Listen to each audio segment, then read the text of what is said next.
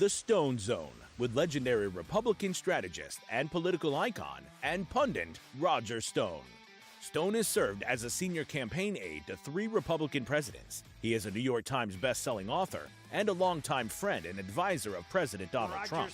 As an outspoken libertarian, Stone has appeared on thousands of broadcasts, spoken at countless venues, and lectured before the prestigious Oxford Political Union and the Cambridge Union Society. Due to his 4+ decades in the political and cultural arena, Stone has become a pop culture icon. And now, here's your host, Roger Stone.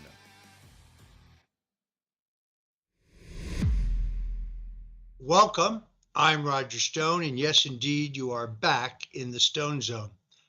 Kamala Harris would have us believe that as a local and state prosecutor, she was tough on crime, tough on the drug cartels, tough on illegals, and tough on drug dealers. But an examination of her record shows something quite different. Joining me now to help break it down, my co-host, the editor-in-chief of Slingshot.News, Troy Smith. Roger, as always, an honor to be back with you in the StoneZONE. Hope you had a great weekend. A great weekend. I spoke to the Reawaken America Tour event outside of Raleigh, North Carolina. It was an amazing gathering of 3,000 patriots. General Flynn gave a very powerful speech. I spoke. It was a great celebration.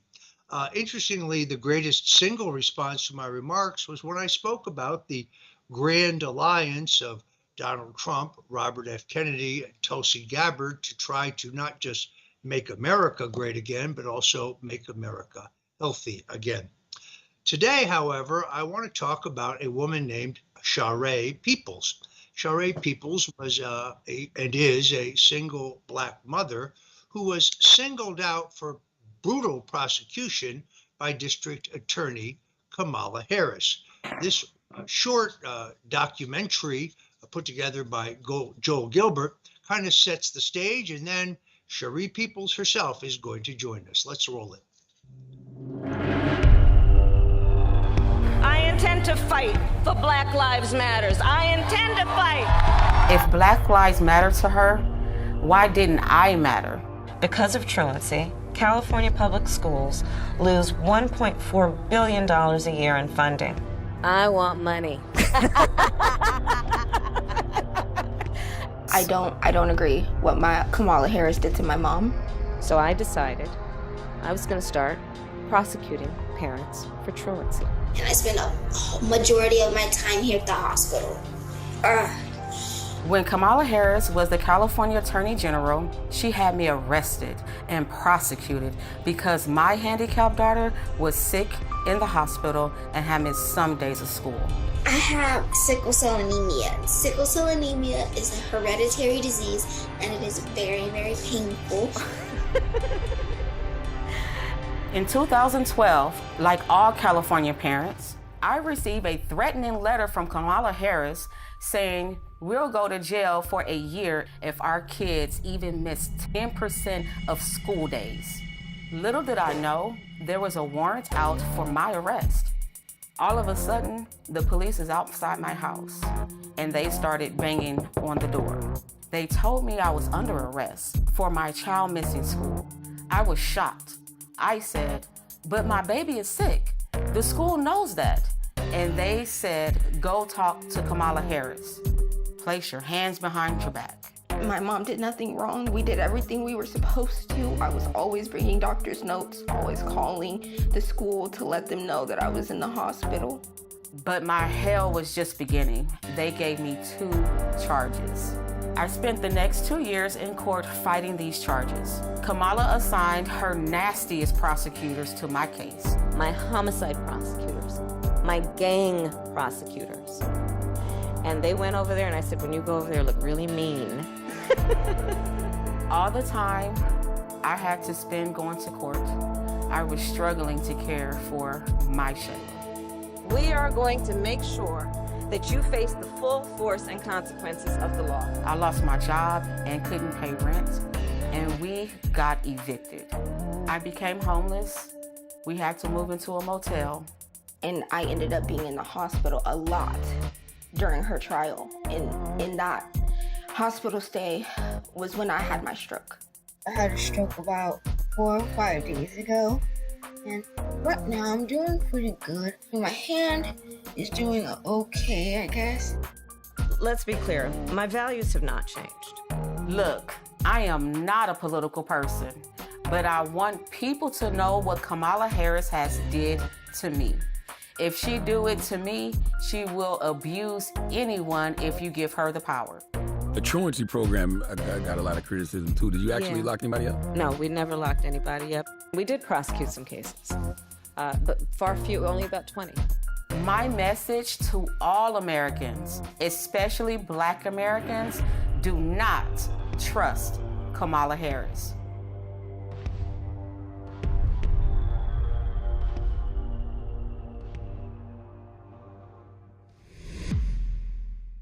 There you have it, a chilling and shocking story.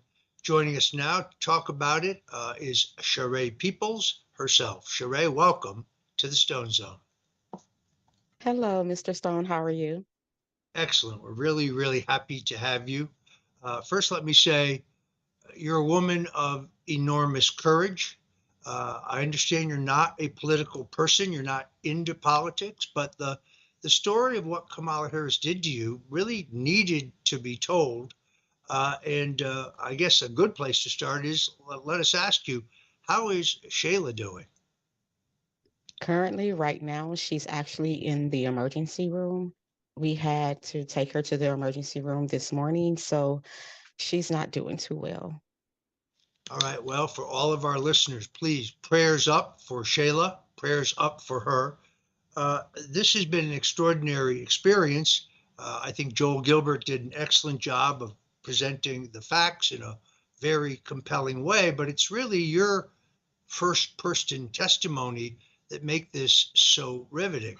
Now, as someone who had law enforcement knock on my door at 6 o'clock in the morning and got raided, and perp walked out in the street, in my case, subjected to a Soviet-style show trial, you had to be pretty surprised when they came knocking on your door. I was very surprised, shocked, to say the least, because I was working very diligently with the school district. So it was very hurtful to know that the police was at my door. I gave in all the documents that was required. When they did a so-called investigation, I corroborated, gave them 504 plan documents that has been placed for her since kindergarten. And a 504 plan is a reasonable accommodations for children to stay in a general classroom setting. You need documentations from a doctor. You have to have a meeting with the school district and the school for them to apply the 504. And for me to have these documents and to still be prep walk, to still be arrested, to still have to fight a case for 2.5 years, it was absurd. Yeah, I think this was all about your being the poster child for Kamala's misguided effort to prosecute parents whose children were truant. This was one of the building blocks of her campaign for Attorney General.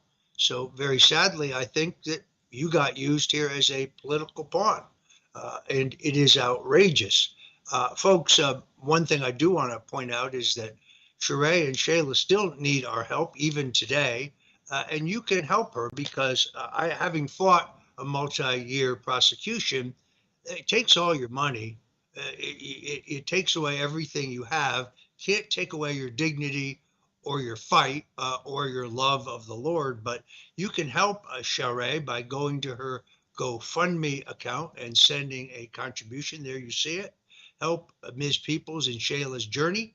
Right there on GoFundMe. Please go to GoFundMe.com and find this page. And I urge you to make a generous contribution. Troy, next question for Cheree to you. Absolutely, Ms. Peoples. I want to thank you for coming on the show today, and I wanted to ask you about the 2024 election, because we have an election coming up, and we see people stumping for Kamala Harris. You've been subject to her wrath, and one of the pitches being made, most vigorously right now is by former President Barack Obama, who most recently was criticized for what some people called pandering to black voters and trying to make the case that black Americans should support Kamala Harris in this coming election. I have a clip of that, and I want to get your reaction to Obama's sales pitch as somebody who has felt what it's like to be on the receiving end of these people's obsession with power. Let's roll that clip. Communities is that we have not yet seen the same kinds of energy and turnout in all quarters of our neighborhoods and communities as we saw when I was running. Now, I also want to say that seems to be more pronounced with the brothers. So if you don't mind, just for a second, I'm going to speak to y'all directly and say that when you have a choice that is this clear, when on the one hand you have somebody who grew up like you, knows you, went to college with you, understands the struggles and pain and joy that comes from those experiences. He's had to work harder and do more and overcome and achieves the second highest office in the land. Ms. Peoples, your comment on that video? To say that we need to pay attention based off just because of our color, I think we need to focus more on the policies that are going to be put in place. It's very hurtful because, of course, as a woman of color, and knowing that this policy did not help individuals like myself. And if we continue to do things like this, it's going to even aggravate it on a federal level. So I think we have to pay attention to the narrative. It's very hurtful because, I am that Black woman that was really trying to take care of her child and had the experience and was hurt by it because I couldn't get the help from my people that I thought I can get the help from. So it was hurtful to me. It really changed my perspective on politics because I'm not political, but I had to come to an understanding. So this is just me coming to an understanding in order for me to raise awareness regarding sickle cell, regarding the 504, IEPs, parents and caregivers who are caring for chronically ill children, mental health, not only for our children, but also for the caregivers, because it's really important.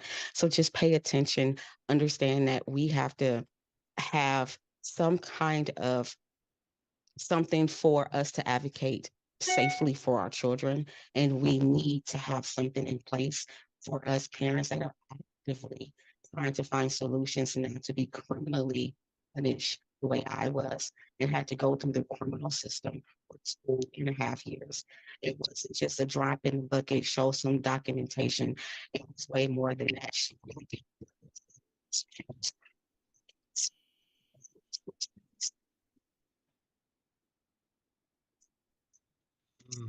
Okay, we got an audio issue here.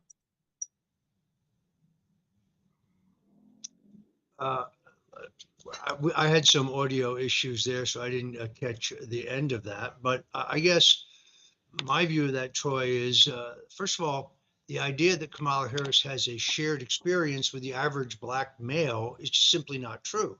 She's not Black. She grew up in Canada in a well-to-do Indian family. So trying to equate her as having walked in the shoes, or however he put it, having shared their experience, that's not accurate. By the way, I think that has backfired very badly on Kamala Harris's campaign, very badly indeed. You had an interview, Charee, with Robert F. Kennedy Jr. It was very powerful, extremely powerful. In fact, it's so good that we're going to play it for you right now.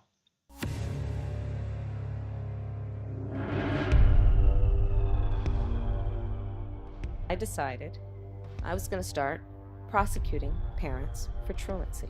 I saw the film on you about two weeks ago. I don't agree what Kamala Harris did to my mom, and I don't agree with what she's done to other parents as well. The focus that I saw you take, Cheree, is talking about Kamala Harris criminalizing moms at some point. That's what happened to you. I saw the press conference at the time that Kamala Harris did, in which she said the state was losing over $1 billion a year in federal funds because of truancy rates. Because of truancy, California public schools lose $1.4 billion a year in funding. She said, I want that money. I want money. Put the parents of truant kids in jail, of kids who did not show up for school, to put them in prison and send out a message. We threatened the parents of truants with prosecution. And you were one of the first people to actually encounter that new policy. So what happened to you? My daughter was born in 2002 with a traumatic, terminally ill condition called sickle cell. I have sickle cell anemia. Sickle cell anemia is a hereditary disease, and it is very, very painful. They knew about her sickle cell anemia. They were aware of everything with her medical condition, her medical needs. I spend a majority of my time here at the hospital. In March of 2013, unaware to my knowledge, a knock at the door, and they came in and arrested me for truancy. I was arrested under Kamala Harris' strict truancy policies. And actually the police, when they came to arrest you at your home, they said to you, go talk to Kamala Harris. Because you told them your daughter had been hospitalized for 60 days, and that's why she missed 60 days of school. And because of my arrest, I lost my home, my job, my livelihood. It made me homeless. Despite Kamala Harris' current rhetoric about her commitment to Black women and families, my case exemplifies how her policies have criminalized instead of support. How did you lose your home as an outcome of that? Losing my job, unable to work due to the fact that I was a certified nurse's assistant. My license was at risk, and because of course they run your credit, not your credit check, but your background check, and it showed that I had a current open case with the courts, and they released me from my duty. It took me 2.5 years to fight my case to prove that I wasn't a criminal with a chronically ill child with the oldest hereditary condition in the world. 1 in every 365 Black Americans have sickle cell. These children are very sick and they need support. We do not need to be criminalized, and I'm here to say, do not trust Kamala Harris. And Shayla, how did you feel knowing that when you heard that your mom got arrested? I saw all of the news vans in front of my school, and I was like, what's happening? What's going on? And I remember she came home, wouldn't hug me, which was concerning because we always give hugs and talk about our days when I get home. And she went to shower, and it was later that evening that she told me she was arrested. And I was very confused because I was like, you didn't do anything wrong. I don't know why. And you had a stroke during the trial? Yes. In the middle of her trial, I had my stroke. I had a stroke about 4 or 5 days ago, and right now I'm doing pretty good. My hand is doing okay, I guess. The sickle cell can cause you to have a stroke at an early age, but I was told that it was exacerbated due to stress. It was the stress of us not having a home and being in and out of the hospital while she was on trial. It caused me so much stress that it caused a blood clot, and I had a stroke. Shayla, when you were in the hospital, did you do schoolwork from your hospital? Yes, I did. I had a teacher here at the hospital that came every day, Monday through Friday, and we would do schoolwork for 2 hours. We did that every day, Monday through Friday. I had homework. I was with my class and my grade level, even being in the hospital. Wow, I'm very, very impressed. Very, very proud of you. Do you have any evidence that Kamala Harris knows or knew of what was happening to you? She knew. She was the whistleblower of the truancy policy. She told all her top district attorneys who was a part of the rape and murder investigation unit to go after all of the truants. My homicide prosecutors, my gang prosecutors. And they went over there and I said, when you go over there, look really mean. I don't understand why I was criminalized as a Black mother. It's not fair to me. It's not fair to my daughter. And that is the reason why I'm saying do not trust Kamala Harris, because the policies that she put in place as the state attorney general here in California disproportionately affected me and my child. Not just then, but to this day, because I'm still affected. What is your living situation today? Well, our living situation today tends to be a little bit unstable due to the fact that she's in and out the hospital a lot. We've been in motels for a while, living with family members. So I'm always at risk of homelessness. And that's the reason why that we have a GoFundMe at this moment to help us during this time of crisis, because my income is tremendously affected. Cheree, thank you so much. Shayla, God bless you and keep up your hard work, and thank you for your courage. Thank you so much for your time. I really appreciate this opportunity for me and yours. I'm so honored to be with you today. Shayla, really good to meet you. God bless you. It is nice to meet you too. Thank you for listening to our story and helping us give awareness to not only sickle cell, but to what Kamala has done to us and what she continues to do. Thank you. Thank you. Thank you, guys.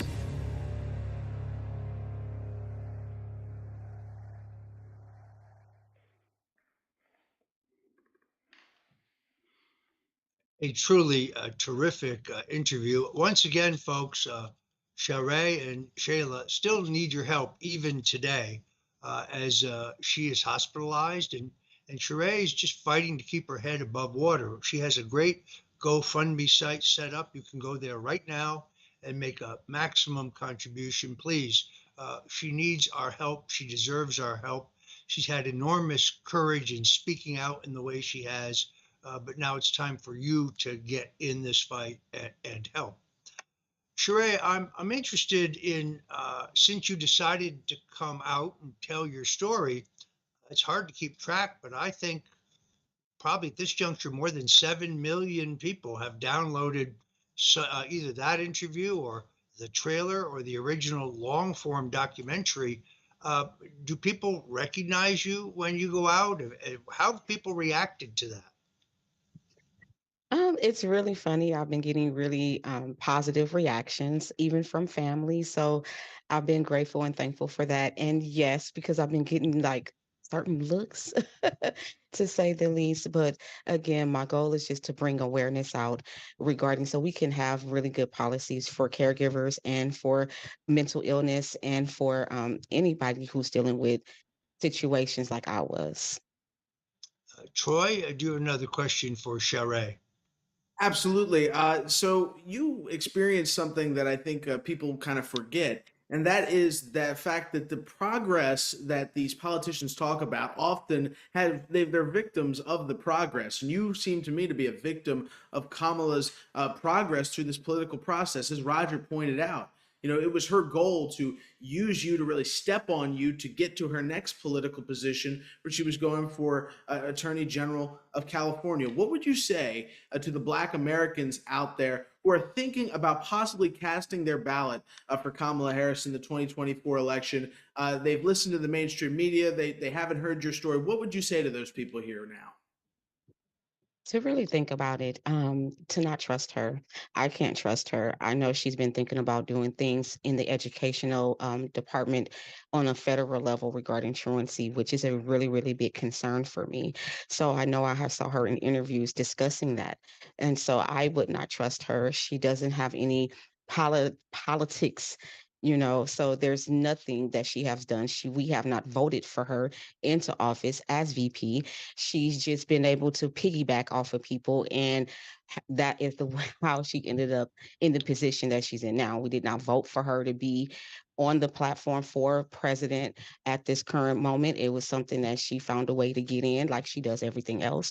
So just really think about it, do your research, and understand what she stands for. She's a prosecutor. That was her nature. That's what she ran on in the beginning. And she worked her way up in the state of California to attorney general, to understand that yes, is the top prosecutor of the state. So what has she done in the Senate? What is she done as VP? Just think about it. So I don't trust her. She hasn't did anything to show or to prove, other than to arrest parents like me, any kind of things for us to say I can trust her. I can go ahead with her policies, because I'm not political, but I have to come to an understanding of what the foundation of where we at today. All right. I want to thank you for joining us today in the Stone Zone. And I also want to commend you for your incredible courage and your bravery in stepping forward. And again, I want to call on all of our viewers and our listeners, pray for Shayla at this moment. She's back in the hospital, we've just learned, and she needs our prayers. Prayers are even more important than dollars. But I'm going to hit this one more time because I can't resist. Cheree and Shayla need our help. Please go to their GoFundMe page and send a generous contribution. This courageous lady has had the courage to step up and challenge some very, very powerful people. They tried to destroy her life. Trust me, they've tried to destroy mine. So yeah, I kind of know what it feels like. You have a compelling story, and millions and millions and millions of people's minds are changing when they learn the truth. Charee Peoples, thank you so much for joining us today in the Stone Zone. Thank you so much, Roger. I really appreciate it. And thank you for pronouncing my name correctly. I know it wasn't easy, but thank you. God bless you, and thank you for joining us. God bless you too. Troy, I think this story is having an enormous impact. The more people see it, the more they're shocked by it. It is all 100% documented. The school was fully aware of Shayla's situation. She was a pawn in a photo op and an unnecessary prosecution that almost ruined her life. Really an extraordinary story. I agree with you, Roger. And the fact that this has gotten so little media coverage, I think, speaks to the protectionism that's going on in the mainstream media right now. There is a direct campaign to protect Kamala Harris and to promote the Democrat Party heading into this election. We see it every election cycle. But this election cycle, Roger, is a little different because Kamala Harris, Tim Walz, they didn't receive any votes. These people were not voted on by the Democrat Party. They were not voted on by anybody. In fact, they were installed by the leadership of the Democrat Party, who believes themselves to be more powerful than the people they're supposed to be appealing to, the voters. We're seeing this campaign across the board, Roger, mainly coming in the forms of attacks against former President Donald Trump as we barrel towards this election. The newest attack from Kamala Harris is that he doesn't want to raise the federal minimum wage. Now, this was a direct response, Roger, to what Trump did this weekend when he visited a McDonald's in Pennsylvania. Kamala Harris, appearing to kind of be caught flat-footed, immediately started an attack on Trump over the federal minimum wage. So I want to roll the clips of Trump at the McDonald's in Pennsylvania, which was a great moment. And then we will also roll the clip of Kamala Harris scrambling, and then get your thoughts on this visit to McDonald's and what it means for this election coming up in just a few days here. Make it back. Mr. President, you actually have worked at McDonald's now versus... Now I have worked at McDonald's. I've now worked for 15 minutes more than Kamala. Are you going to put this on your resume? I never worked here. Why would she lie about something like that? Will it be put on your resume? I worked at McDonald's. Why would she lie about that? Why? Because she's lying, Kamala, that's why. Tight. You got the salt on it. Never touches the human hand. Very good. Very nice and full. Thank you. Good. For example, that my opponent, Donald Trump, does not believe we should raise minimum wage. And I think everyone knows that the current federal minimum wage is $7.25 an hour. which means that the person who is working a full day and working full weeks will make $15,000 a year, which is essentially poverty wages. So there is a big difference between Donald Trump and me on a number of issues, including this, where I absolutely believe we must raise minimum wage and that hardworking Americans, whether they're working at McDonald's or anywhere else, should have at least the ability to be able to take care of their family and take care of themselves in a way that allows them to actually be able to sustain their needs. The other issue that has come up recently has been the issue of what we are seeing again about Donald Trump just being frankly hostile to the whole notion and importance of Social Security. There are many seniors in our country that Social Security is their only form of income. And now an independent agency has reviewed Donald Trump's theory about Social Security and his policies and has indicated that his policy would actually render the Social Security fund empty, essentially, in 6 years. Again, if you look at it from minimum wage to Social Security, Donald Trump clearly does not understand the needs of working people, with Social Security being rendered insolvent in 6 years. What that would mean for the seniors of America is catastrophic. Well, you got to hand it to me, Troy. I called that one weeks ago. I said they would roll out the old Republicans want to cut Social Security before it was over. Let's be very clear. Donald Trump opposes extending the age of retirement before you can get your Social Security benefits. Donald Trump opposes means testing. That's where the government examines what your income is beyond your Social Security payment in order to cut your payments because you have outside income. The system does have problems. What exactly is it that Kamala Harris is proposing to fix the issue of future insolvency of the Social Security system? She's also aware by the fact that states have minimum wage laws, and most of the state minimum wage laws are substantially higher than the federal minimum wage.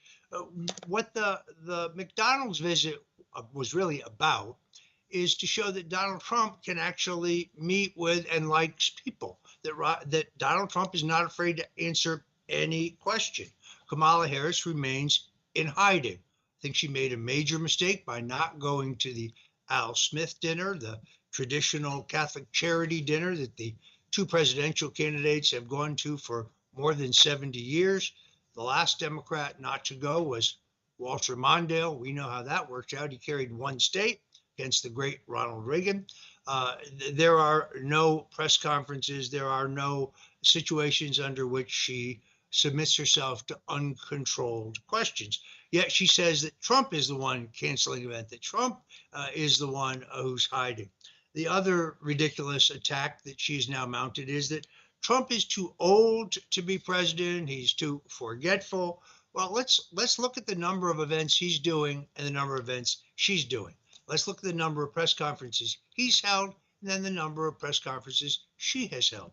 Let's look at the number of one-on-one interviews with serious journalists that she has done and those that Donald Trump has done. Now, I noticed that in her, I guess you could call it an interview with Bret Baier at Fox, she says that Trump is going to use the military against those he disagrees with, those that oppose him. Yet it was the Harris-Biden administration's Department of Defense that this week unveiled new directives that allow the U.S. military to use lethal force against American citizens. So again, she's doing exactly what she says Trump is going to do, but which Trump didn't do in his first term. The other talking point she uses again and again is that Trump is all about his grievances. His campaign is about grievances. Well, if they tried to illegally bankrupt you, if they tried to lock you up over fabricated crimes they can't even actually identify, if they tried to discredit and remove you as president based on a totally fictitious claim of Russian collusion, if they try to impeach you twice based on no evidence, actually a cover-up of the Biden's activities in Ukraine, I'd say Trump has the right to complain about those things. It's not grievances. This woman is extraordinary in her ability to lie and to project onto Trump all the things that she and Joe Biden themselves are actually doing. Well, that's exactly right, Roger. And on top of it, she really doesn't understand the Trump phenomenon at all, because the reason Donald Trump exists as a political figure is the grievance of the American people. The American people were stomped on through the Bush administrations, junior and senior, the Clinton administration, the Obama administration, and the result of that is Donald Trump. It's not Donald Trump that has grievances with the Washington political establishment. It's the American people that have problems with the American political establishment. And she doesn't understand this. Now, Roger, this is evident in pretty much everything she does, but most evident in her complete embrace of former Congresswoman Liz Cheney, whose father, probably one of the more unpopular politicians that has ever existed in American political history. Harris was campaigning with Liz Cheney, doing another one of her fake town halls with a teleprompter this weekend. Let's roll that clip of Kamala and Liz Cheney together and then get Roger's thoughts on this idea. They really don't understand that the American people are finished with the Washington, D.C. establishment, don't they? Let's roll that clip and get Roger's thoughts. I watched the conversation in the country and the way that the media covers this election, and it's often about the race. Who's up in a poll, who's down in a poll. And I don't always feel like we're talking about the stakes enough. And Liz Cheney would not be here if she didn't think that the stakes were very high. And frankly, the Republicans wouldn't be so angry at you if they didn't think you were an effective surrogate as somebody speaking about the stakes. Some Republicans. Some Republicans. Hashtag not all Republicans. I've seen a lot of Republicans. I've seen it, and I know it happens, who thank her constantly. I know it. Yeah. I know it. They're going to vote the right way on November 5th. They might not be public about it, but they'll do what they know is right. Yeah, I think that this is a miscalculation. These people have there's old thinking that, we're Democrats and we have Republican support. Well, let's be very candid. Vice President Dick Cheney led this country into war based on totally fraudulent rationale. He claimed falsely that Iraq under Saddam Hussein had weapons of mass destruction. They didn't, and he knew they didn't. He actually made Colin Powell, who was then the chairman of the Joint Chiefs. So actually, I think he was National Security Advisor. They essentially forced him to say to the UN that Iraq had acquired yellow cake uranium for production of a nuclear device. That was a lie. They also claimed that Iraq was directly involved in the attack on America on 9/11. And of course, the Iraqis were not involved in any way. So Dick Cheney is responsible for the death of tens of thousands of Americans and hundreds of thousands of Iraqis. What was his motive? Well, Halliburton, the company he was on a leave of absence from to become vice president, but which he still owned very, very substantial financial interest, strangely enough, they were awarded most of the contracts for the rebuilding of Iraq, as well as some of the logistical contracts for support of that war. So Dick Cheney is, in my view, a war criminal. His daughter, Liz Cheney, lied multiple times in the January 6 hearings, lied specifically about me, coached a woman, Cassidy Hutchinson, to make a number of false assertions about what General Flynn and I did or did not do on January 6th. These were incredible lies. And she's going to inherit that Halliburton money. So she's going to profiteer off of this warmongering. It's a total and complete miscalculation, in my opinion.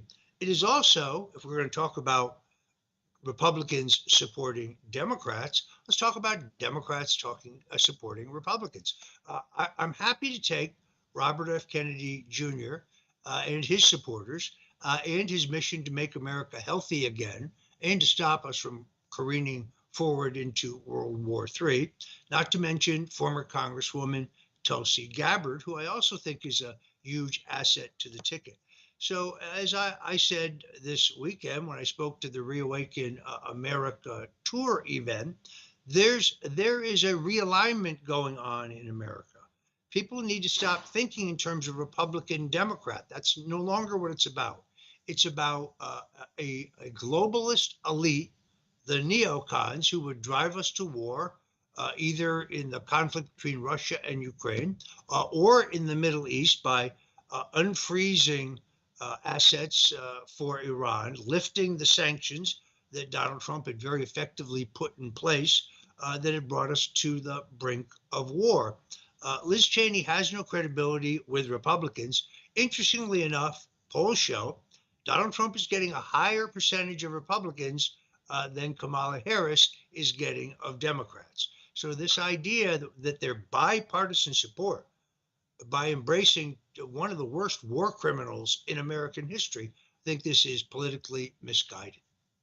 Well, I think a lot of people see that, Roger, and someone that's definitely not helping the case is the vice presidential pick for Kamala Harris, Tim Walz, who seems to be, kind of a walking embarrassment.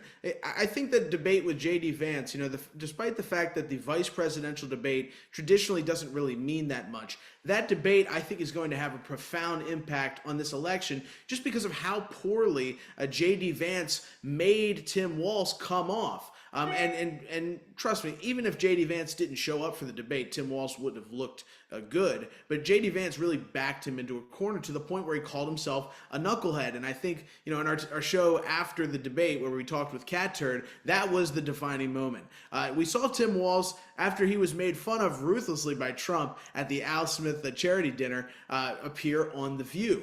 And now he's already under scrutiny for being kind of a strange guy, Roger, and to see him sitting amongst these women on The View, laughing, throwing his hands around, gesticulating, it was pretty unbelievable, and it just looked like, this is a match made in heaven. So I want to roll the first video where he tries to give advice to Donald Trump and J.D. Vance. I want to get your thoughts on this thing. The Democrats seem to love The View. I'm not sure who's watching anymore. Let's roll that. We have a quick pop quiz for you. It's a speed round, so I'm going to ask you some questions, and we'd like you to briefly fill in the blank with your answers, okay? My best pitch to voters is? Choose a future where you're the center of it, not Donald Trump. Right. The future matters. My advice to J.D. Vance is? Just go in and order the chocolate donut and don't add anything else. My first thought about Arnold Palmer is? I'm passing on that one. Good move. One nice thing about Donald Trump is? He will not be president again. The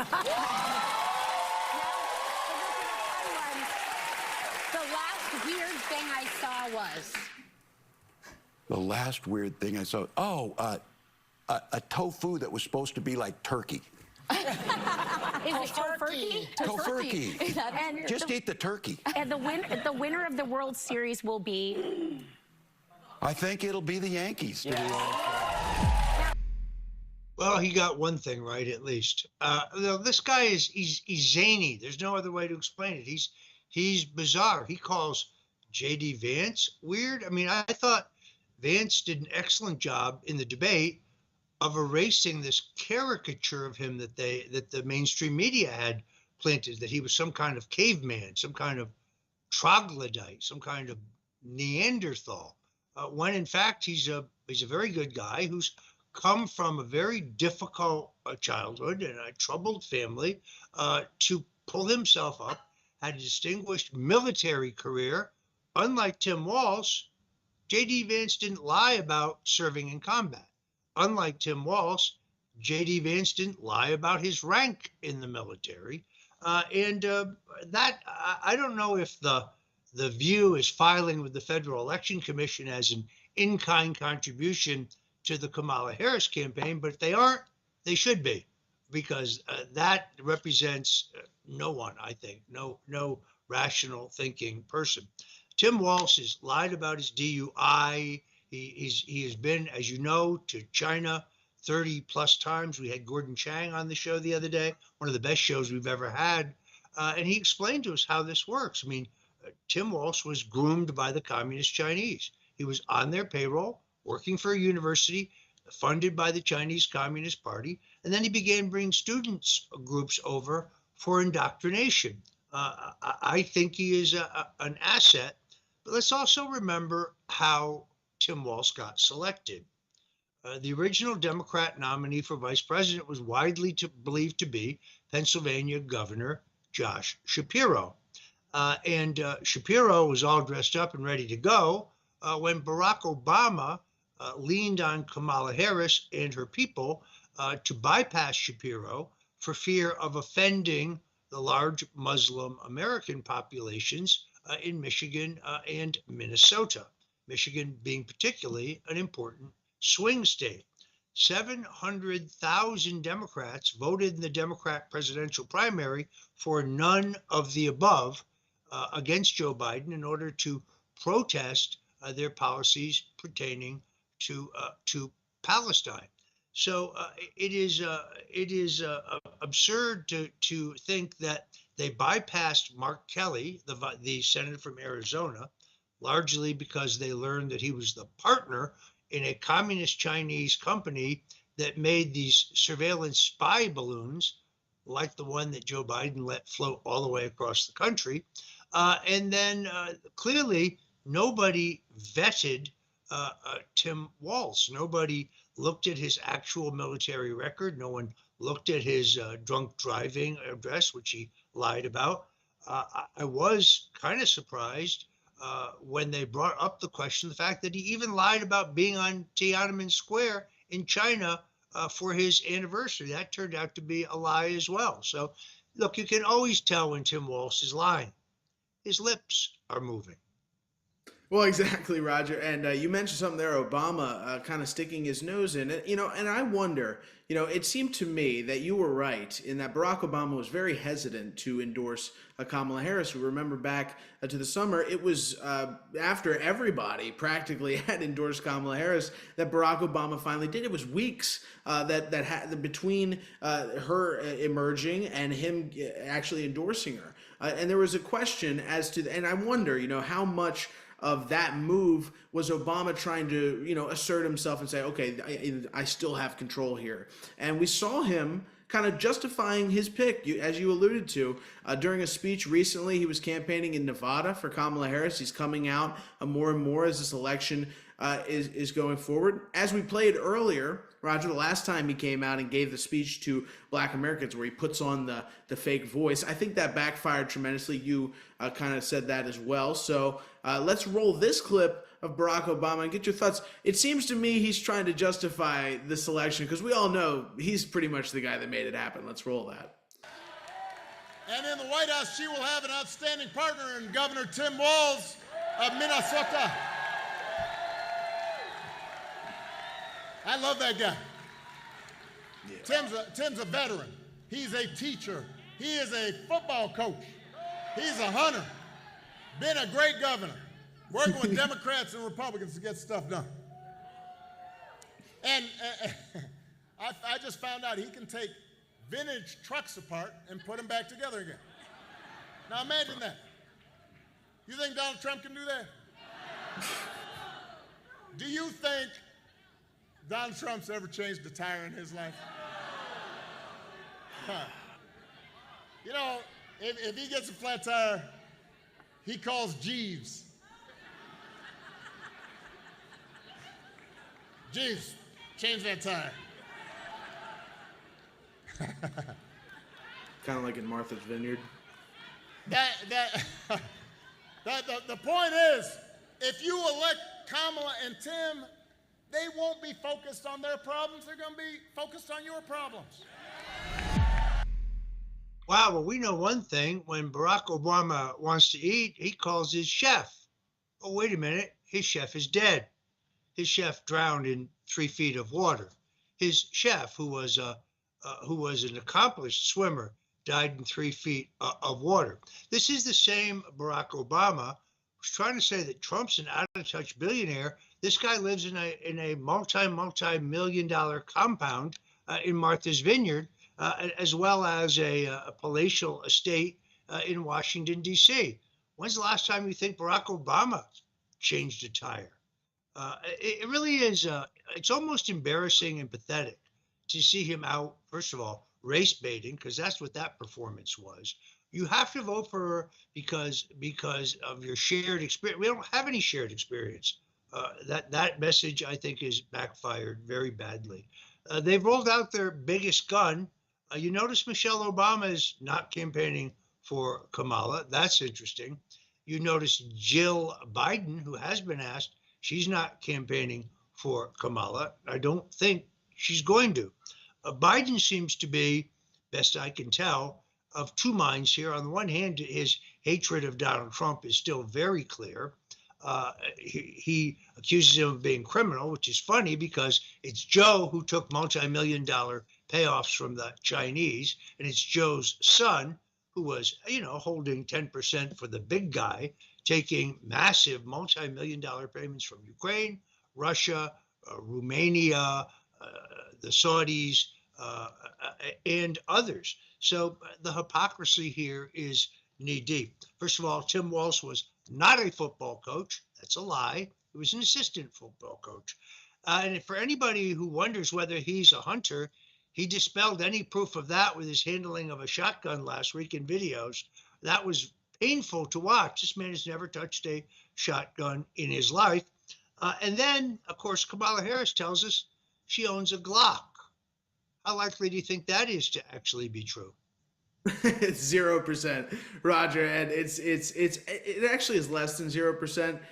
Just the idea that these people think that they could pander, and that's what is interesting to me. You have them pandering to the right, and you wonder, they obviously, based on their strategy, Roger, if you look at Liz Cheney, you look at what they're rolling out, they think that there's this group of Americans in the middle that can't decide what they want to vote for. I just don't think that's the case. I think most Americans, they're looking at the situation that they all are facing right now with the grocery stores and the fact that America is dying once again. Our manufacturing is leaving the shores. We're losing our jobs. We're having fentanyl pour in and kill our youth. And we're not really seeing anything done about that. And they say, well, during President Trump's 4-year term, I had more money in my pocket. I was safer. I didn't have to worry about things going up 25% every time I went to the grocery store. So I think it's just like people have to they have to analyze it from the point of view of a regular American, somebody who's just trying to get by. And I think, above that fray, Roger, is where the real criminal activity comes in. You mentioned it there, that President Biden took payments directly from China. There's another individual during our Gordon Chang interview that we discussed with serious ties to China, and that is the former chairman of the Joint Chief of Staff, Mark Milley. Now, Mark Milley, in a period from October of 2020 to January of 2021, made several calls to lead Chinese military officials, telling them that the United States wouldn't attack them if they did, that Mark Milley would call this General Lee in China and he would warn him of the attack because they've been friends for so long. Milley bragged to Bob Woodward, told him that he thwarted Trump from using nuclear weapons and that he was really the president and he had total control. It's very telling. Because here's another guy with serious ties to China that's being celebrated by Tim Walz now, who we know was visiting China repeatedly. He reportedly visited China over 33 times. So I want to roll this clip of General Mark Milley being praised by Tim Walz on The View, and then get your thoughts, Roger. The left, as we unravel this, is really completely bought off by China. Let's roll this. These people. Yeah, don't listen to us on this. Listen to people who are closest to him. Mark Milley, chairman of the Joint Chiefs of Staff, said most dangerous man America's ever faced. His chief of staff, John Kelly, a 4-star general, said he's the most flawed human being. I did serve for 24 years, and I'm proud that you get called up for state duty during flooding and hurricanes. And as governor, you use the National Guard for domestic missions called, Title 32 missions, or federal missions, Title 10, when they fall under the president. But we have something in this country starting out with posse comitatus in the Insurrection Act that doesn't allow for the use of troops against U.S. citizens. It's pretty foundational to our democracy that the person who's in charge can't use the military to suppress their political rivals. But I will say this, there was an attempt to weaken the Insurrection Act after Hurricane Katrina, and myself and Congressman Davis from Virginia worked to make sure we restored those protections. These are constitutional guardrails, and I think what we saw with Senator Vance's answer about the 2020 election is the guardrails are off with Donald Trump right now, and I think we know that. And I think for the Americans to recognize, well, we got through one Trump president, so we can get through another. Look, I'm an eternal optimist. I supervised the lunchroom for quite a few years, so I'm very optimistic. You're either optimistic or dead in the lunchroom. I'm an optimist, but our systems are strained, and the ability to politicize the military has never been tried in this country. He's trying it. So I think it's a legitimate one. And I just tell Americans, if you're tired of that chaos, and I know that Donald Trump's handlers are saying he's exhausted. So are we. Americans are exhausted with the stuff that he does, the chaos. So first of all, maybe he's not aware of the fact that the Department of Defense issued a directive last week giving them the authority to fire on American citizens, to use lethal force on Americans. He just said it was fundamental to our Constitution. He doesn't mention that they're actually in the midst of doing this. General Milley, of course, has said that he fears if Trump is elected, he'll be arrested and court-martialed. Many attorneys that I know tell me that he's committed a crime, treason, and that would not be inappropriate. This other false argument, four-star General John Kelly, who was fired by Donald Trump for incompetence and for insubordination because he thought his job was to water down, dilute, delay, or kill any directive of the president he supposedly worked for. He's the one who comes up with this phony story that Trump called veterans who'd lost their lives suckers and losers. There are 19 other people present when this allegedly happens. Not one of them remembers the way Mr. Kelly, General Kelly, does. And then there's the former National Security Advisor, H.R. McMaster. This guy was famous for getting drunk at Washington dinner parties and explaining why he was the only man standing between Donald Trump and World War III, when in fact it is the policies of the Harris-Biden administration that have gotten us so epically close to World War III. Once again, it is Alinsky's rules. Everything they accuse us of is what they are actually doing. People are tired, all right. They're tired of the highest gas prices in recent history. They're tired of their dollar buying less in the grocery store. They're tired of the unavailability of any kind of affordable housing. They're tired of not being able to walk in their own neighborhoods without fear of being attacked by an illegal immigrant.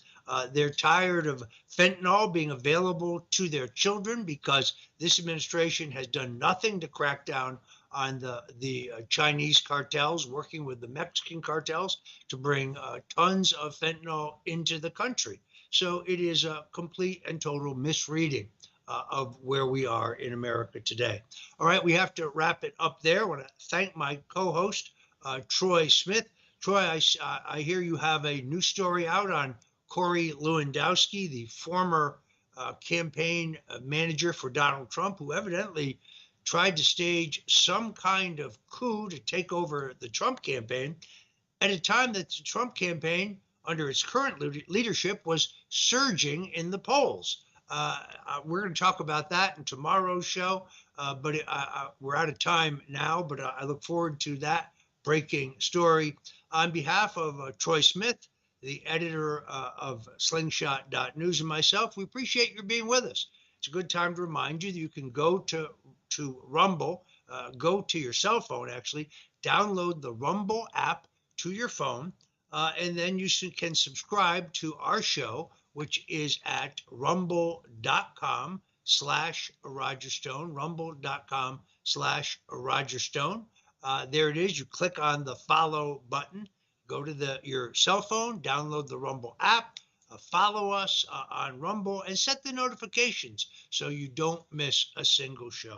All right, folks, that's all we have time for today. I want to thank Charee Peoples for joining us, courageous lady with a shocking story of her persecution by Kamala Harris, who would have us believe that she cares about Black people when her record says otherwise. Until tomorrow, then, on behalf of both Troy and myself, God bless you and Godspeed. A man who's gone through hell, but he's kept going, and he's smart, and he's strong, and people love him. Not everybody, but people love him and respect him. Roger Stone. Where's Roger Stone?